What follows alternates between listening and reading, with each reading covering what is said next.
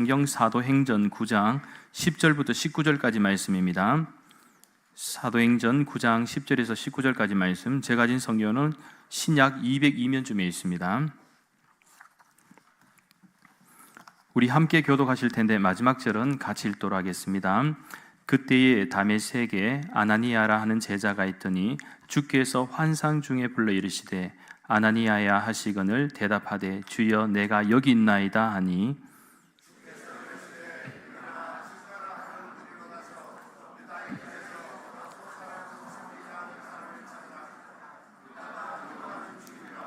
그가 아나니아라 하는 사람이 들어와서 자기에게 안수하여 다시 보게 한 것을 보았느니라 하시거늘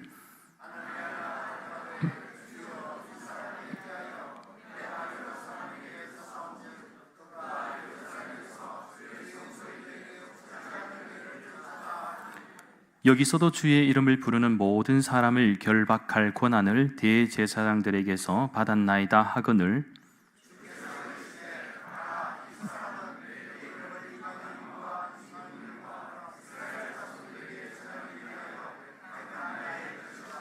그가 내 이름을 위하여 얼마나 고난을 받아야 할 것을 내가 그에게 보이리라 하시니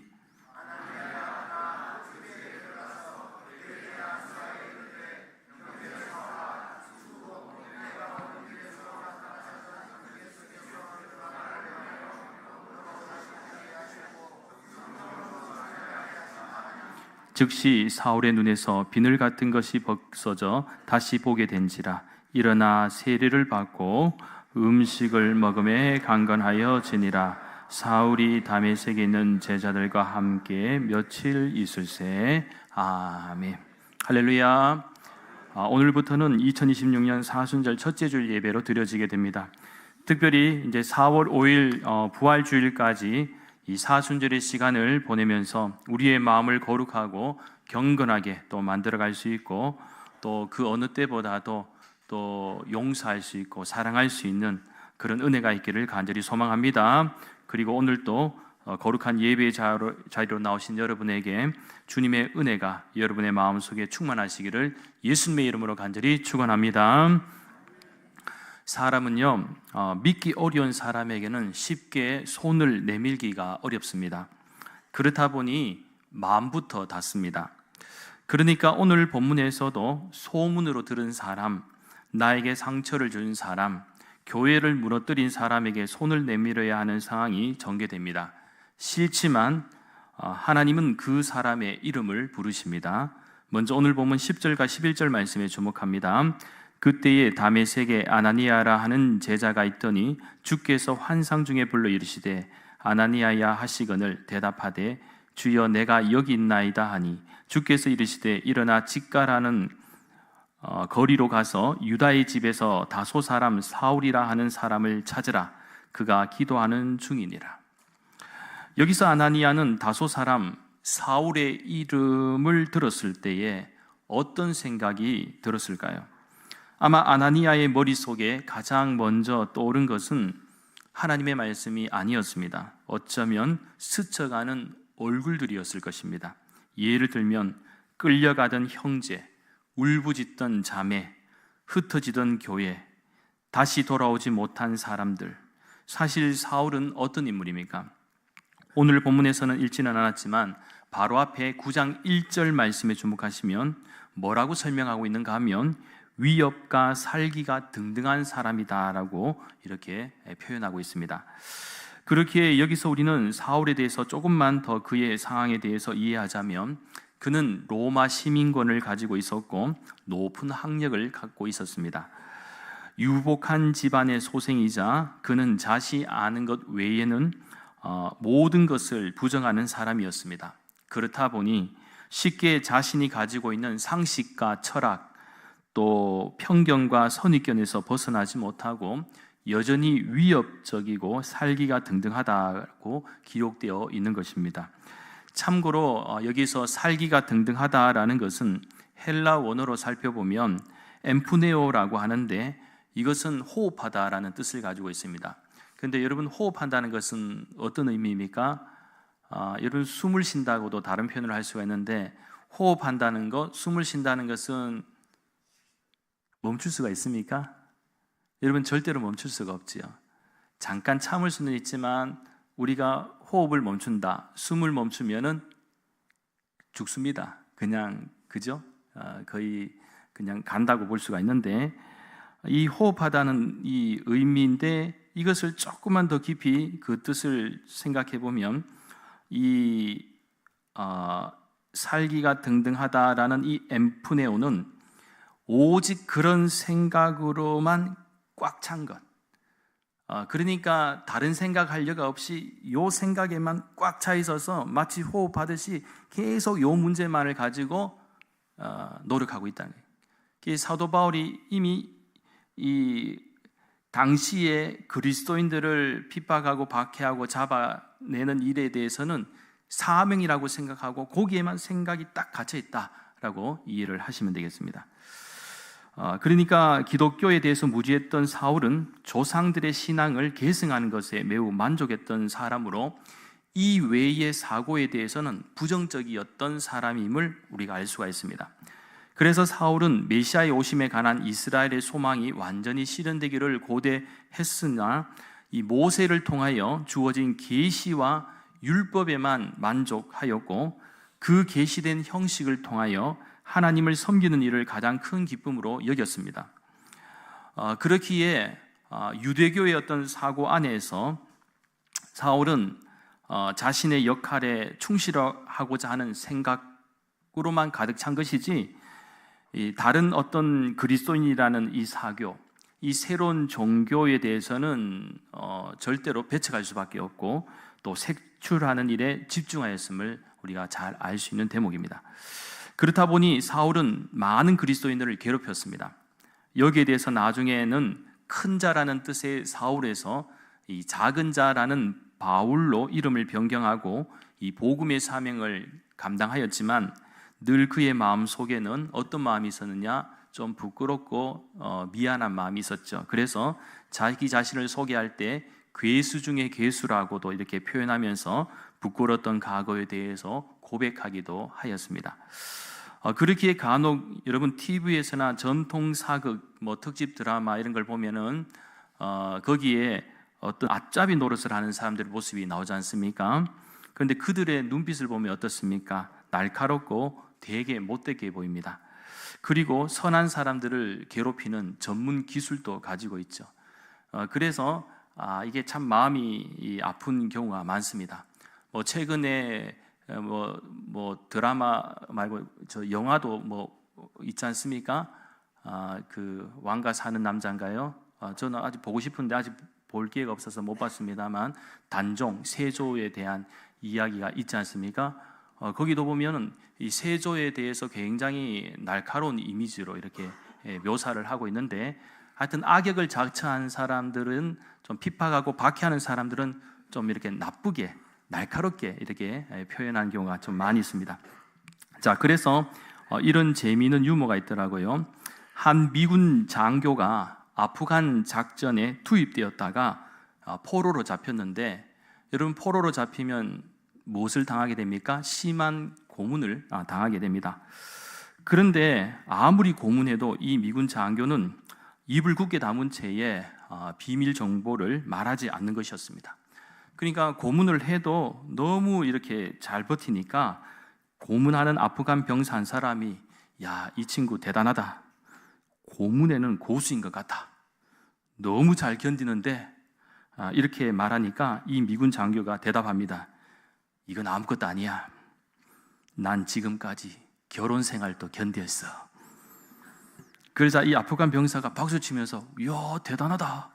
결혼 생활을 수십 년이나 견뎠다고? 이야 대단하다. 이렇게 박수 치니까 이 미군 병사가 하는 말, 시끄러워. 아직 끝나지 않았어. 네 얘기가 더 있어. 그것도 3번이나. 한마디로 자기는 결혼 생활을 3번이나 견뎠기 때문에 이런 고문은 아무것도 아니다라는 것이었습니다.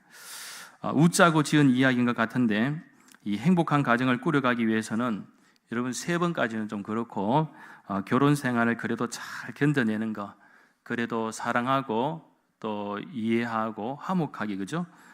한다는 것에 대해서는 좀 동의할 수 있는 부분인 것 같습니다.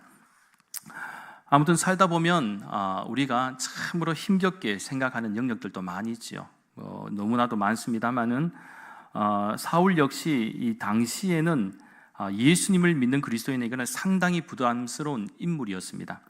그런데 놀라운 사실은 그리스도인을 잡기 위해서 다메섹으로 가던 사울에게 예수님이 나타나셨다는 점이죠. 먼저 호련히 하늘로서 빛이 사울을 두릅니다. 순간 사울이 땅에 엎드려집니다. 어느 누구에게나 이러한 현상이 자기에게 나타난다면 매우 놀라거나 엎드려질 수밖에 없겠죠. 사울 역시 엎드려져 예수님의 소리를 듣게 됩니다. 사울아 사울아 어찌하여 나를 박해하느냐. 사울은 두렵고 떨리는 마음으로 대답합니다. 주여 누구시니까? 예수님이 대답하십니다. 나는 내가 박해하는 예수라. 예수님은 사울에게 자신의 존재를 나타내셨습니다.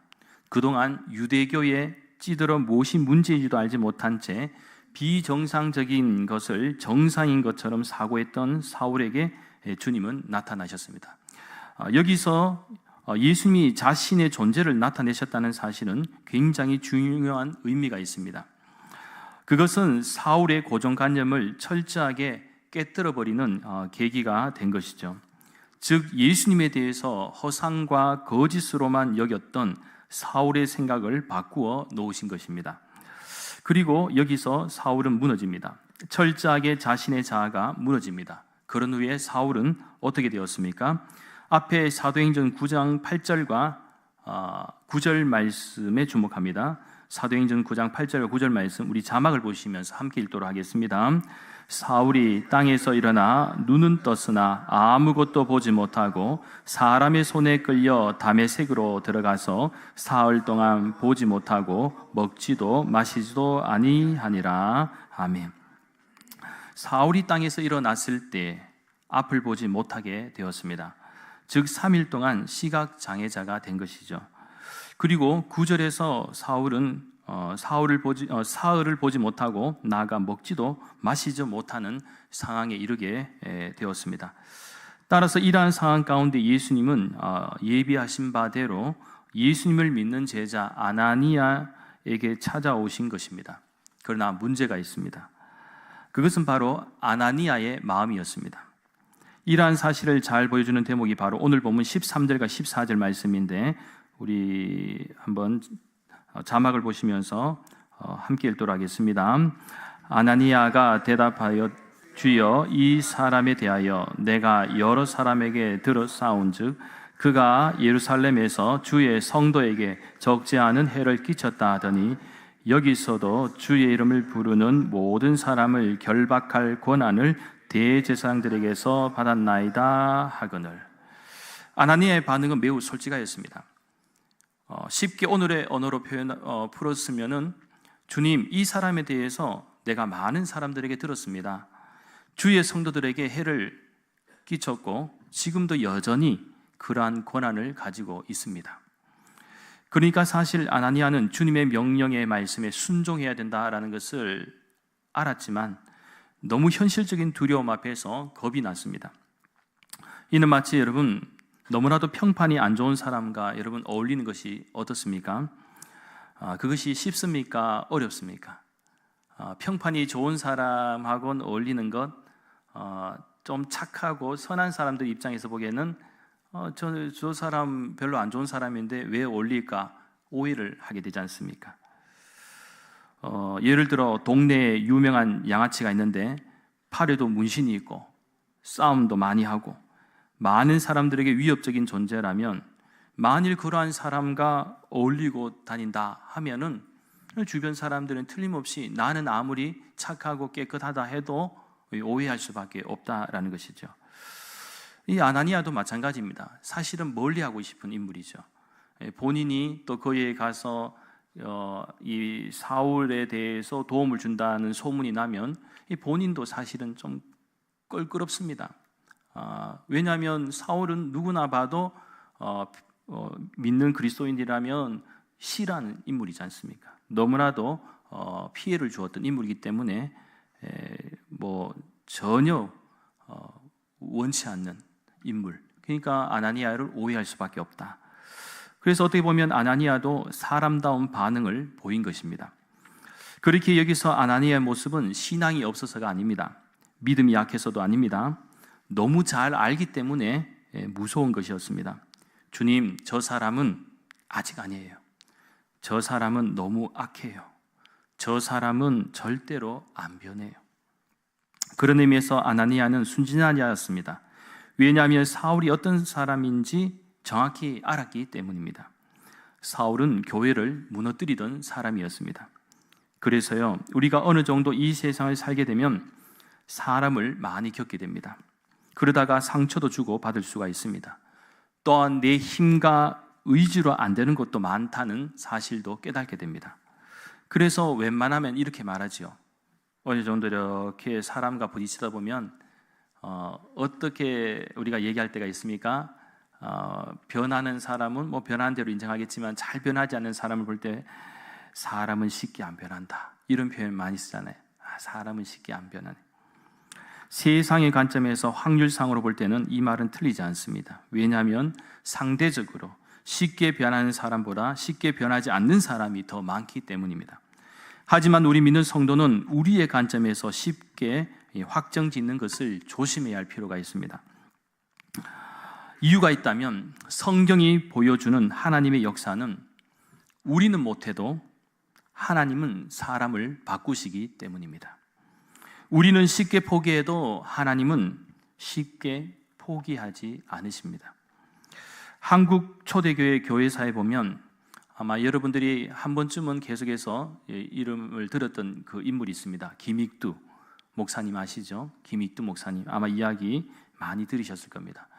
김익두 목사님에 대한 이야기는 참 여러 종류가 꽤 많이 있는데 특별히 이 김익두는 조폭이었고 많은 문제를 일으키는 사람이었습니다. 무엇보다 그는 교회를 당시에 들어가서 깽판을 치고 깨트리려고 하는 그런 마음으로 예배당에 들어가기도 했습니다. 그런데 실제적으로 이 예배당에 들어갔을 때에 이 현장에 있던 성도들이 김익두는 워낙 유명한 인물이기 때문에 다 알고 있었습니다. 저 사람 위험하다. 그런데 깽판을 치는데도 이 교인들이요 가만히 있는 거예요. 어느 누구도 나서지 않습니다. 그저 가만히 앉아서 예배를 드리고 기도하고 있는 것이죠. 그런데 김익두는 어떤 생각을 했습니까? 교회를 깽판 치려고 들어갔을 때는 성격상 누군가가 나서서 나를 막고 막 그러면은 더 폭력적으로 자신의 힘을 보여주고 막 그렇게 하려고 생각했는데 아무도 자신을 안 건드리니까 재미가 없는 거예요. 깽판 칠라 했는데 그때 교회 사람들에 대해서 새로운 면을 본 것이죠. 대체 이 사람들은 어떤 사람들이야? 내가 이렇게 난장을 피우고 하는데도 그저 자기 자리에 앉아서 예배드리고 그냥 기도하고 있는 거예요. 사실 교인들이 마음만 먹으면은 그 한 사람 제압을 못 하겠습니까? 아무리 깡패라 해도 그죠? 힘 좀 몇 사람만 달라들어서 공격을 해도 충분히 할 수 있는데 아무도 그렇게 하지 않고 예배를 잘 드리는 거예요. 그런데 이것이 핵심인 거죠. 김익두의 인생이 그날 그 예배당의 사건을 통해서 달라진 것입니다.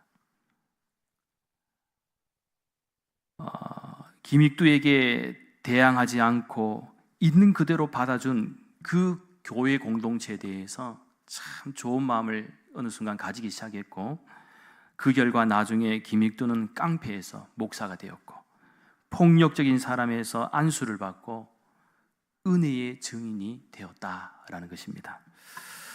마찬가지로 오늘 본문 15절과 16절 말씀에 주목합니다. 역시 자막을 보시면서 한 목소리로 함께 합독하시겠습니다. 15절 16절 주께서 이르시되 가라, 이 사람은 내 이름을 이방인과 인군들과 이스라엘 자손들에게 전하기 위하여 택한 나의 그릇이라. 그가 내 이름을 위하여 얼마나 고난을 받아야 할 것을 내가 그에게 보이리라 하시니. 주님의 대답이 단호합니다. 아나니아야 가라, 이 사람은 내 이름을 위하여 택한 나의 그릇이야. 사울이 어떠한 인물인지는 다 알고 있어. 그런데 하나님이 중요한 것은 예수님이 이걸 택하셨다는 거예요. 그러니까 아나니아는 과거를 보고 있었고 예수님은 사명을 보고 계셨습니다.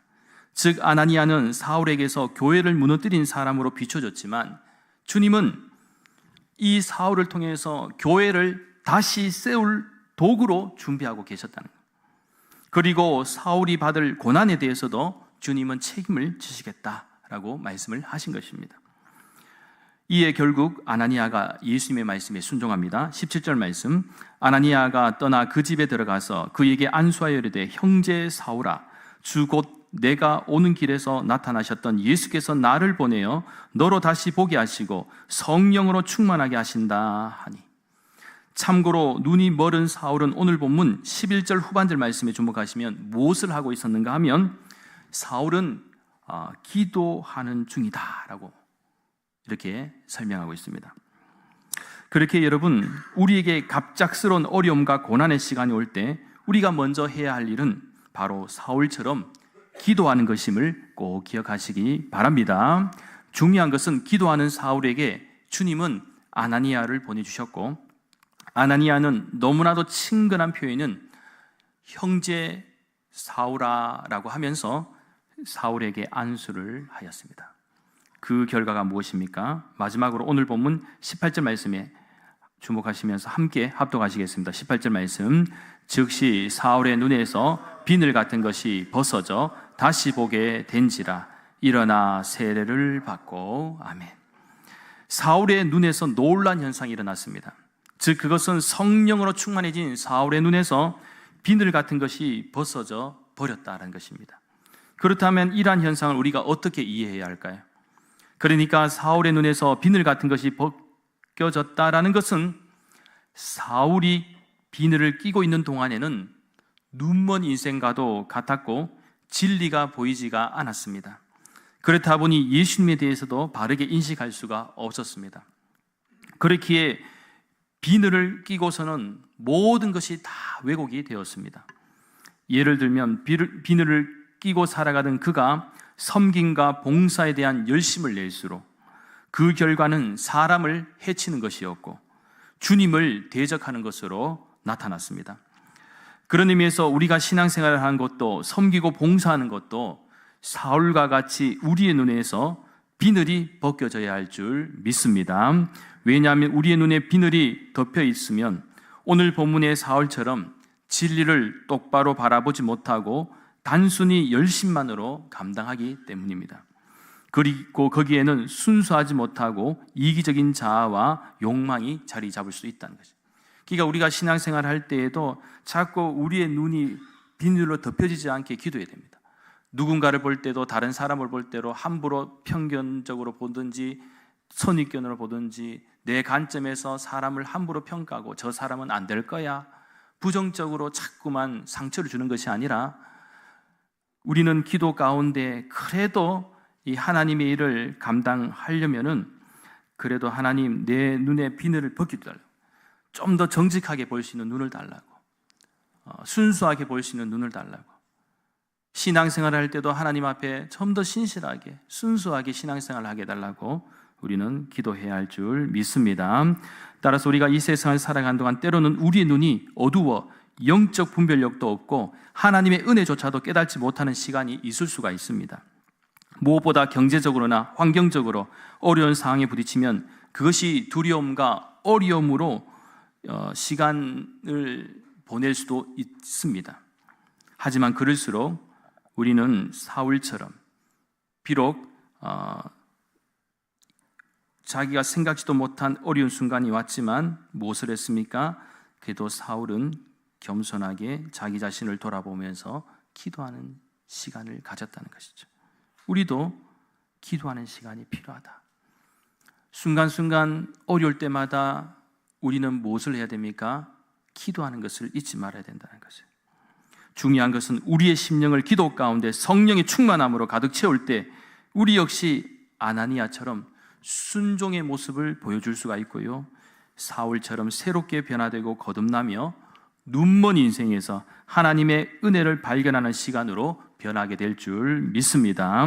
바라옵기는 주님은 사울의 이름을 부르신 것처럼 또한 아나니아의 이름을 부르신 것처럼 오늘 우리의 이름도 부르시기를 원하시는데, 특별히 이제 2020년 사순절의 시간을 보내면서 우리가 그 어느 때보다도 주님 앞에 기도하고 또 겸손한 마음으로 우리 자신을 돌아보면서 주님이 기도 가운데 또 말씀 가운데 여러분이 참 정직한 영으로 주님 앞에 나아갈 때 우리의 이름을 부르실 때에 우리는 믿음으로 순종하며 하나님께 더 가까이 나아가는 복된 시간이 될 수 있기를 예수님의 이름으로 간절히 축원합니다. 기도드리겠습니다. 거룩하신 하나님, 감사를 드립니다.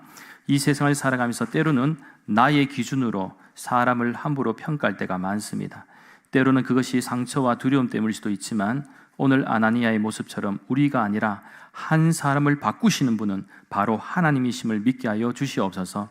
그래서 아무리 어두운 과거가 있다 할지라도 우리의 이름을 다시 부르시고 회복시키시길 원하시는 주님 앞에서 기도하고 순종할 때 사울처럼 더 이상 눈먼 인생이 아니라 하나님의 은혜로 충만하게 쓰임받는 인생이 될 수 있음을 기억하게 하여 주시옵소서. 또한 아무리 힘들고 어려운 순간이 온다 할지라도 그때마다 사울처럼 나 자신을 하나님 앞에 겸손히 내려놓고 기도하는 시간을 허락하여 주시고, 무엇보다 아나니아처럼 하나님의 말씀에 순종하여 하나님을 의지하는 복된 인생이 될 수 있도록 역사하여 주시옵소서. 감사드리며 모든 말씀 거룩하신 예수님의 이름으로 간절히 기도하옵나이다. 아멘.